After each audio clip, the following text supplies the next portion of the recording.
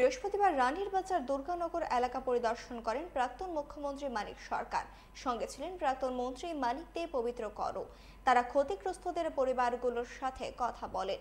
কিছুদিন আগে হঠাৎ বিশৃঙ্খল পরিস্থিতির সৃষ্টি হয়েছিল এই এলাকায়, যার ফলে বেশ কিছু বাড়িঘর ধ্বংস হয়ে যায়। এই আক্রমণ যা সংঘটিত হয়েছে এটা স্বতঃস্ফূর্ত না, পূর্ব পরিকল্পিত, এবং যারা এই দলবদ্ধভাবে এগিয়ে আসছিলেন তাদের হাতে দা, অন্যান্য অস্ত্রাদি এগুলো যেমন ছিল, আর স্লোগান দিচ্ছিল আপনার এই রামের নামে, জয় শ্রীরাম। জয় শ্রীরাম স্লোগান তো যারা রামকে পছন্দ করে, শ্রদ্ধা করে, তারা দিতেই পারে।